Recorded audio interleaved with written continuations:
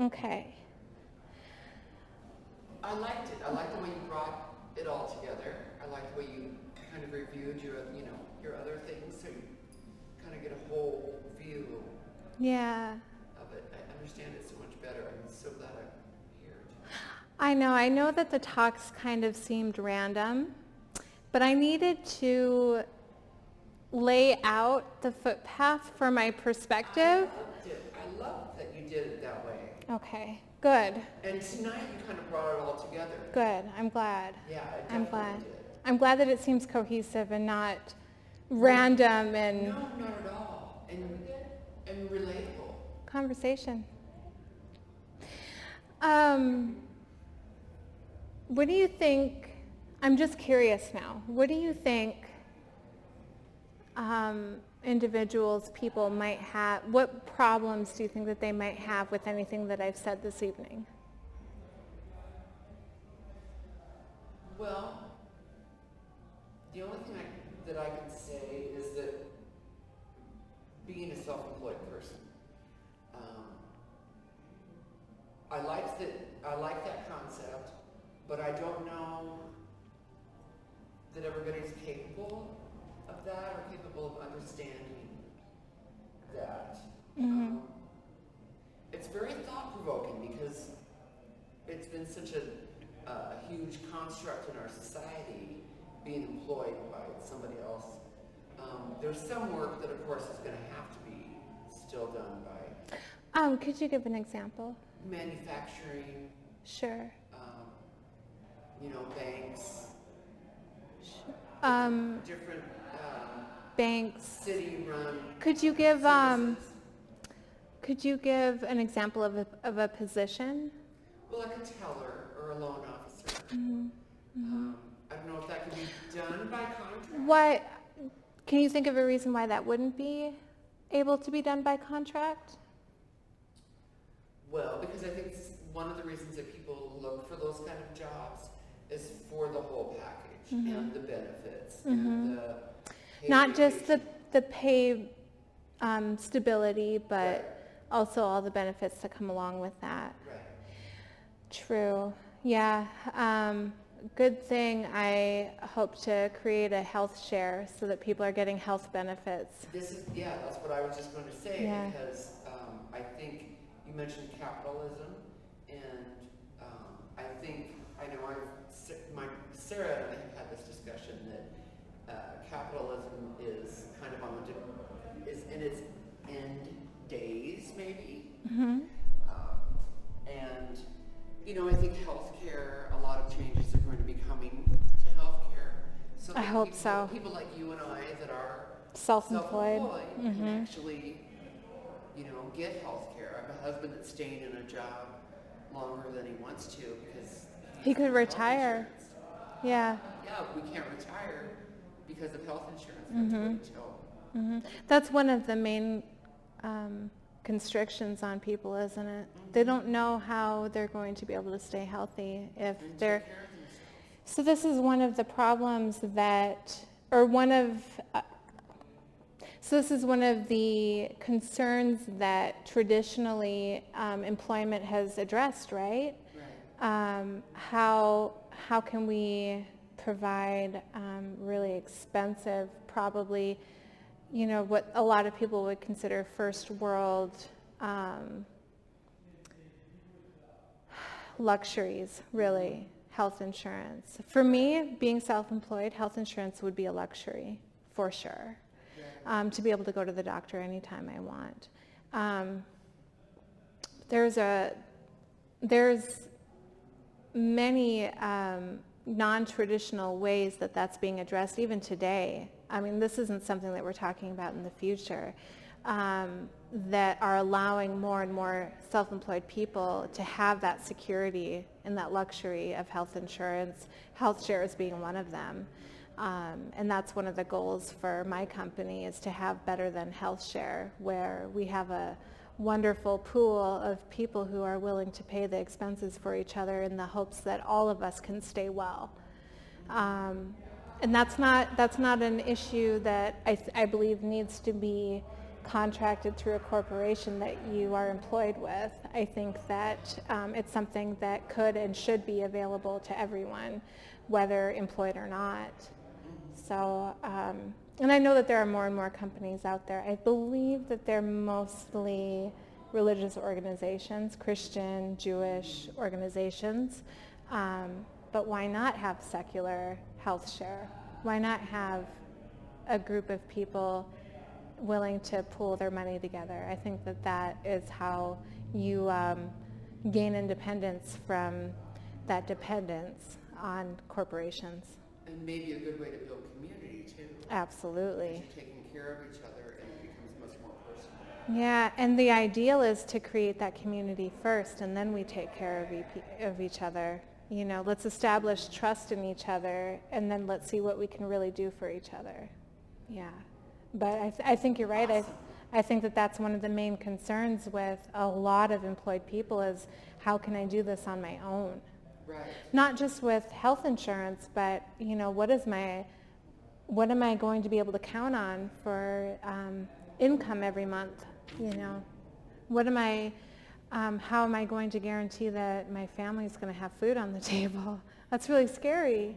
And that's why I think it's really important that if somebody is interested in becoming self-employed, we teach them how to be assertive, how to negotiate, and how to know what you're worth.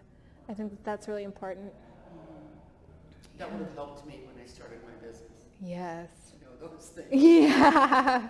Because there's a humility, I guess, and maybe lack of self-confidence when you're first starting your business, and knowing how to sell yourself and how to get what you're worth. I think what I found is that most self-employed people that I know, the longer they're employed or they're self-employed, the stronger their view of what their self-worth is. You know, the longer the more they see what not only are they capable of, but what the value of what they're capable of is worth. It's really scary to put all your chips in one basket, especially if that basket is in your lap. You know, it's really scary to say, I'm the person that's responsible for this. But I think that if we're capable of it, both mentally and physically, you're doing yourself a disservice by not trying. I really think so. There's a lot of people out there who won't be able to provide for themselves. Those people are out there right now. And I think we as a society try as hard as we can to take care of those people. But I believe that by strengthening all of the individuals that are capable, that are mentally and physically able to handle the responsibility, I think the more that we encourage and support those people, the more those of us that aren't able to do those things for themselves will have support. I really believe that. I think.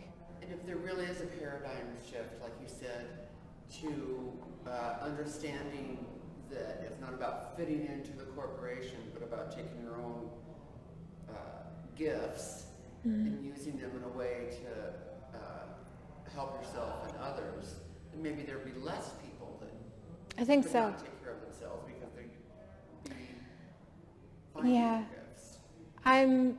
One of the reasons that I'm really hopeful that we can have that type of paradigm shift where people become, or people come to see themselves as capable, is the mental health issue in particular. I think that there are so many people that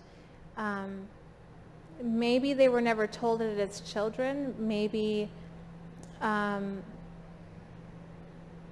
they've experienced failure that they're not able to rebound from.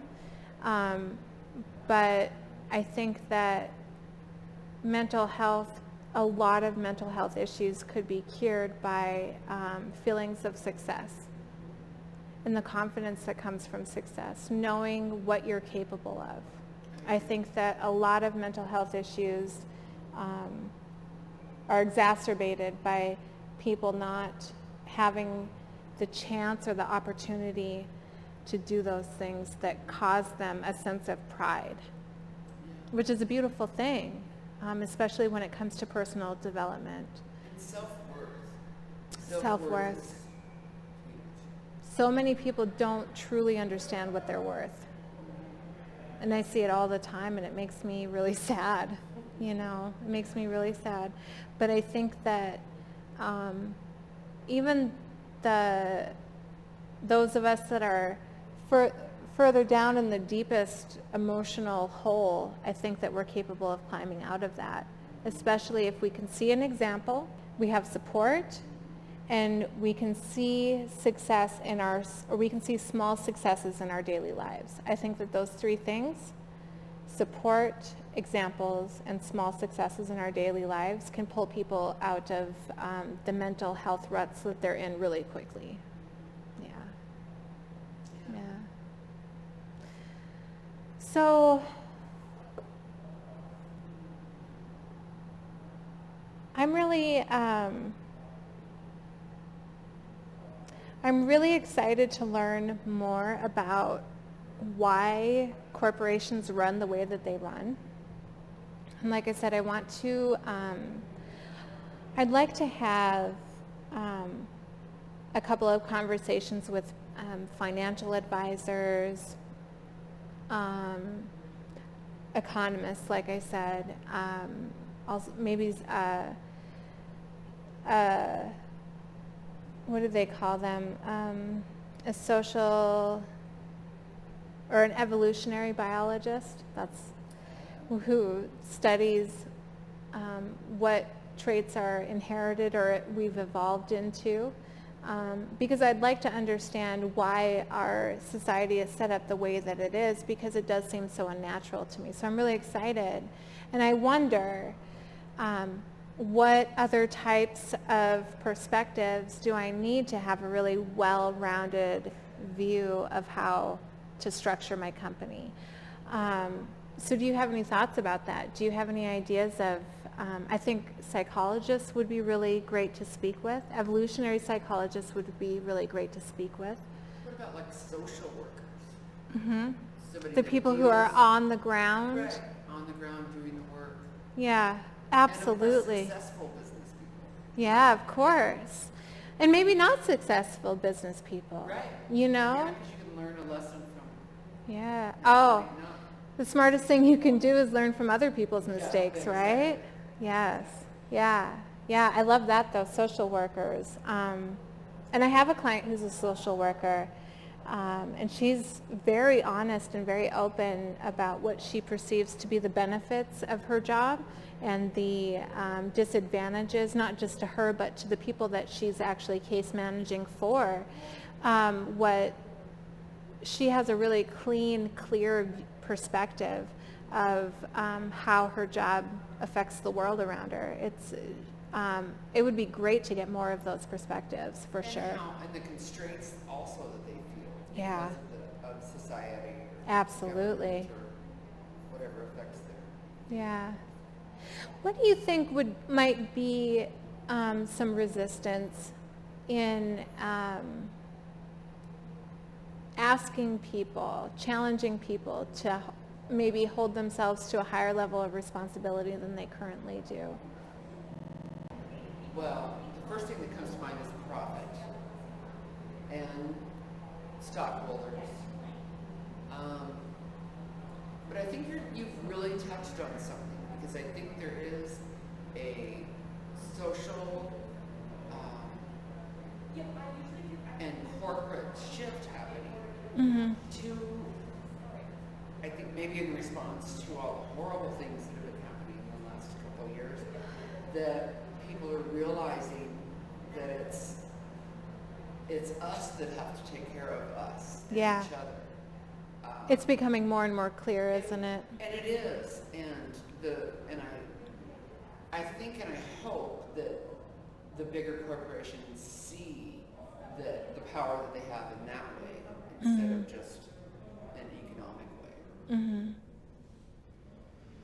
Everything from ecologically, you see people, coming up with ways to to distribute bottled water and aluminum so that it's better for the environment. Yeah. Talking about distributing water, there's an MMA fighter, and I'm really sad that I cannot remember his name, but Justin Wren. And he is one of my personal heroes. But what he's done is he's figured out how to bring wells to the people in the Congo, the Aborigines in the Congo, or the Pygmy people. And they've adopted him into their tribe. But he talks about really openly how he's having to raise funds through GoFundMe campaigns and this kind of thing to pay off officials, and I mean for bribery purposes. He talks about exactly how much money you need for bribes. He says the cost of the actual wells themselves, he's teaching these people how to build and maintain their own wells. The cost of the wells themselves is minuscule compared to the amount of money that it costs to buy off the governments to be able to transport the equipment and allow the installation of these wells.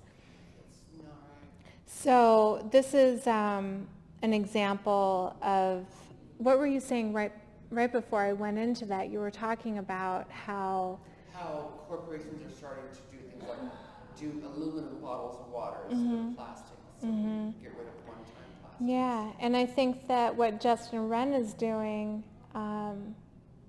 blows their attempts out of the water when we consider it from an ethical viewpoint.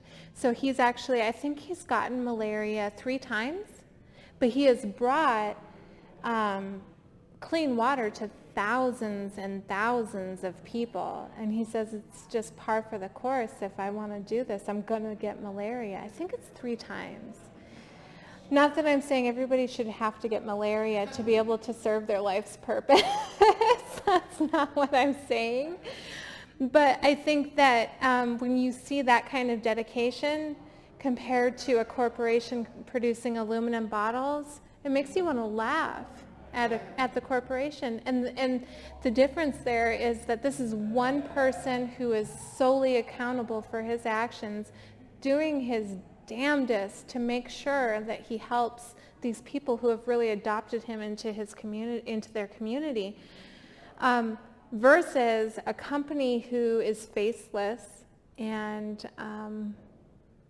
moralless, because companies aren't expected to be moralized, who are adjusting to which way the social approval winds are moving. And before we talked about, actually it was off camera, but we were talking about the intentions of corporations, and maybe they have kind of skeevy intentions, but it ends up helping out the little guy in the long run. And I said, I kind of don't care what their motivations are, as long as what they do provides good in the world. And I stick by that still, but I think that the more we have companies that are started by people who are willing to take individual responsibility, like myself, the more we're going to see really profound change happen, because you can ask of yourself not just high standards, but of a high impact. But it's harder to ask other people, say a board of directors, to follow you in that pursuit. And when it's just you, nobody can tell you no. So I think that the more we see companies that are shaped that way, the more really monumental change we'll start to see. I hope. Yeah.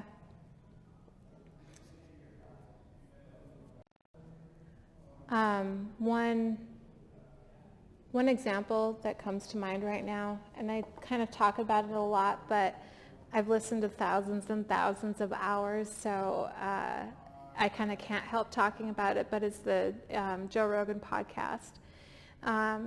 He's got, I think, 1,200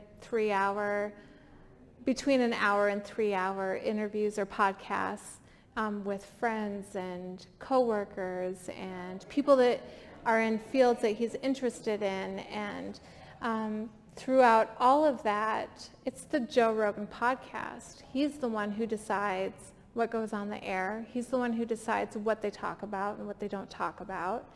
And he has a pretty strong moral compass. Like I said, I've watched about, I would guess about 3,000 hours, maybe between 2,500 and 3,000 hours of the Joe Rogan podcast, because I've listened to almost every episode. But I would say that individual has a strong moral compass, what he's willing to put out into the world with his name on it.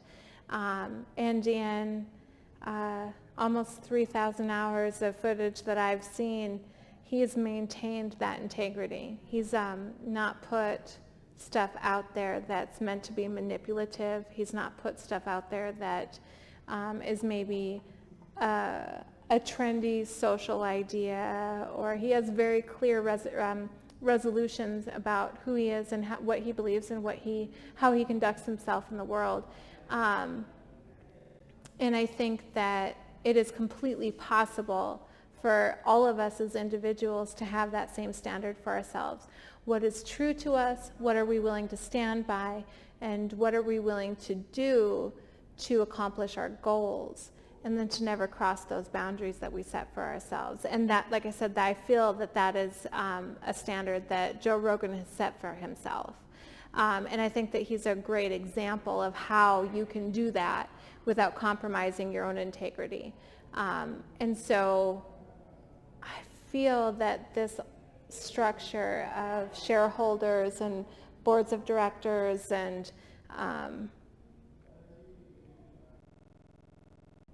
too many fingers in the pie, I feel that old model is out the door. I really do. And it's pretty exciting. Very Yeah. exciting. I would like to see more Elon Musks, and I don't know if you caught this, but Elon Musk, he tried to buy back all the shares of his company because he realized that he didn't want to be a publicly traded company. He wants to. He got into some issues because of the Securities Trades Administration, or whatever that group of people are that think that they know that they can tell us what to do. They said that he wasn't doing it ethically or whatever, but his main goal was to buy back his company so that he could be the sole decider, because I think that Elon realized, this was much better when it was just on my shoulders. Yeah. And as far as I know, he's still working towards being able to do that. He wants to buy his company back. And I say, let's not go there in the first place. Let's keep it close to our hearts and with our own intentions, and don't let other people tell you what you should do or what you shouldn't do or what would be good for the company. I don't care about what's good for the company. I care about what good my company does. Yeah. Yeah. I don't know that I have anything else to say. That was great. Was that great? Yes. Okay.